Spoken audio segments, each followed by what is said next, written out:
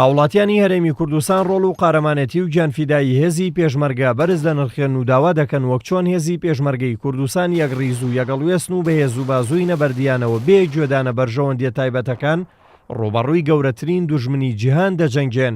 ئاواش حزبە سیاسیەکان واز لە بەرژەوەندیە خودیەکانیان بهێن و لە پێناو یەخستنی نێوماڵی کورد ڕێک بکەون و چارەسەری کێشەکانی ئێستای کوردستان بکەن. ڕۆڵی هێزی پێشمەرگە نەکەر ئێستا لە ڕابردووشە بە درێژایی مێژوو کە کورد هەڕەشەی لەسەر بووە.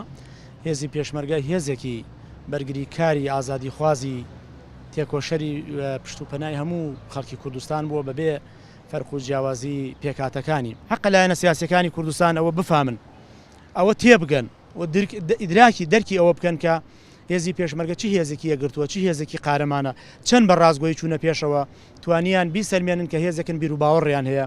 بەو پەڕی مەبدەئەوە بەرگری لە خەڵکی کوردستانەکەن بۆیە پێویستە لایەنەکانیش کۆ ببنەوە، کۆتایی بە کێشەکانیان بێنن، لەبەرەوە کێشەکان سەرنجام ئەوەی قوربانیەدا و قوربانی ئەنجامی کێشەکانە هاوڵەتیانن. بەردەوامی و خەباتکردنی هێزی پێشمەرگەی کوردستان بەرز ئەنخێنم بە شاهدی هەموو جیهان ئیسپاتیان کرد کە گەلی کورد گەلێکی سەربەرزە و هێزی پێشمەرگەی قارەمانی وەکو پێشمەرگەی هەبێ هەرگیز هەرگیز ئەو گەلە تووشی نوشوز نابێ.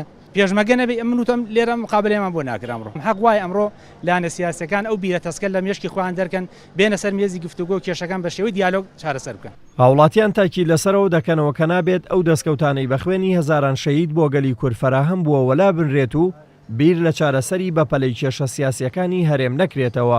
پێشمەرگە چاوی هەموو میلەتی کووردە، پێشمەرگە سلمانی بۆ هەموو عالم بۆ هەموو جیهان کە پێشمەرگە بەڕاستی لەسەر مافی خۆی شەڕەکات لەسەر خاکی کوردستانە. ئەو خاکانی چەندەها ساڵە داگیر کراوە ئیمڕۆ بە خوێنی شەهیدان وەریەگرینەوە.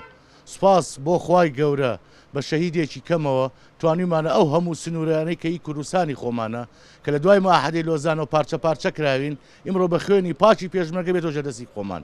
هیوادارم لە هەموو حیزبەکان یەک بیر و یەک بڕوابن وەکو پێشمەرگە چۆن بە یەکەوە شەڕەکەن. ئەمە یەکێتیە ئەوە پارتیە ئەوە گۆڕانە ئەوە حیزکەوش یەک بیر و یەک بڕوە. داواژەکەم لە سەرۆکی هەموو حیزبەکان بیر لەم ڕۆژە بکەنەوە ئایندەیەکی خۆش بێتە بەرچاوی میلەتەکە نەک ئایندەیەکی ناخۆش کە بە خوێنی هەزاران شەهید لە کوردستانە ئەمە وەرگیراوە. لە دەستپێکی قەیرانی سیاسی هەرێمی کوردستان کە دوجار بووە هۆی قورسەربوونی ئەو قەیرانەدارایی کە بەرەوکی هەرێمی گرتووە و بارگرانی زۆری لە سەرشانی خەڵکی دروست کردووە، هاوڵاتیان بەردەوام داوای چارەسەرکردنی کێشەکان دەکەن. حیزب و لایەنەکانیش بەکەم تەرخەم دەزانن کە نەیانتوانیوە کێشە و ململانەکانی نێوانیان کۆتایی پێبێن و چارەسەرێک بۆ کێشە چەقبەستوەکان بدۆزنەوە. دلێر کەمال کورساد نیوز سلێمانی.